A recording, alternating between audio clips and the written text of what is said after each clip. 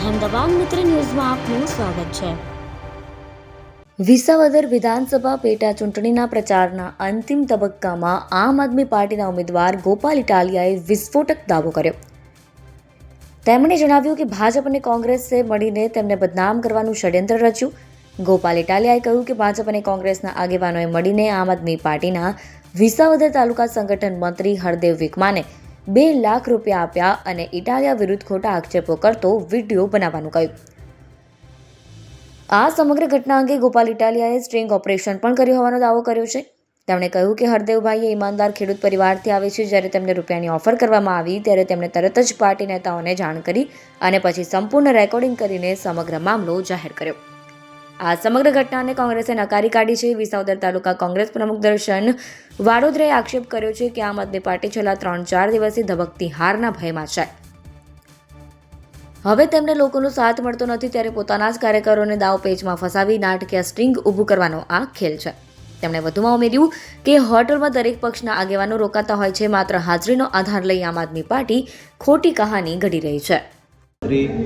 અને કાલસારી જિલ્લા પંચાયત સીટના આ ચૂંટણીલક્ષી ઇન્ચાર્જ એવા હરદેવભાઈ વિકમાને એક ફોન આવ્યો અને એમને એવું કહેવામાં આવ્યું કે તમને પૈસા આપવામાં આવશે, તમે ગોપાલ ઇટાલિયાની વિરુદ્ધમાં આક્ષેપો કરતો વિડીયો બનાવવાનો રહેશે અને એના બદલામાં તમને પૈસા આપવામાં આવશે 5 લાખ રૂપિયા। હરદેવભાઈ વિકમાએ અમારી પાર્ટીના મનોજભાઈ સોરઠિયાનો સંપર્ક કર્યો, મનોજભાઈને હકીકત જણાવી।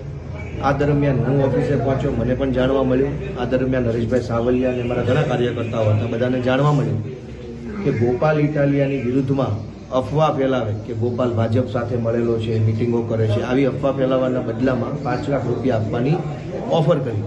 હરદેવભાઈ વિકમા એક ખેડૂતનો દીકરો છે, ઈમાનદાર માણસ છે। એણે કીધું કે આપણે આ રૂપિયાનો ખેલ ખુલ્લો પાડવો જોઈએ, આનો પર્દાફાશ કરવો જોઈએ। ગોપાલભાઈ આપણે શું કરીએ? તો અમે નિર્ણય કર્યો કે આનું સ્ટિંગ ઓપરેશન કરવું જોઈએ।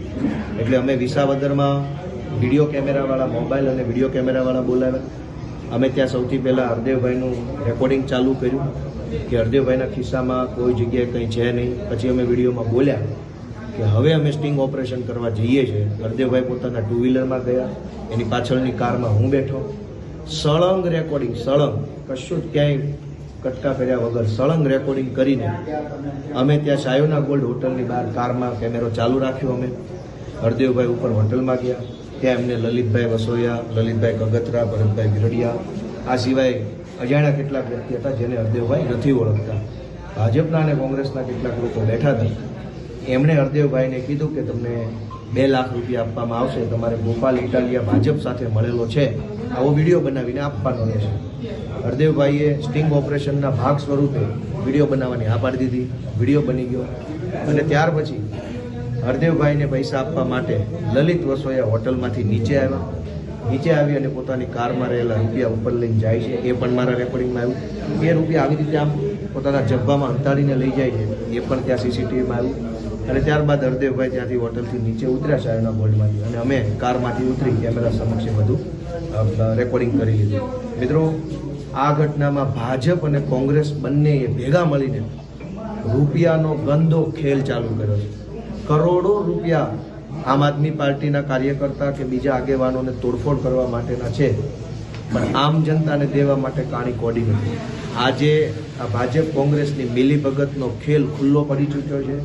હોટલ સાયોનાની અંદર મારી પાસે જે માહિતી છે, સાચી છે કે ખોટી છે એ સરકારી તંત્રએ તપાસ કરવી જોઈએ, સીસીટીવી ચેક કરવા જોઈએ। મારી પાસે માહિતી પ્રમાણે અંદાજે 50 કરોડ જેટલા રોકડા રૂપિયા હોટલ સાયોના ગોલ્ડમાં રાખવામાં આવ્યા છે, અને આ હોટલમાંથી તો પૈસા વિતરણ ભાજપ કોંગ્રેસ બંને કરી રહી છે આવી માહિતી છે।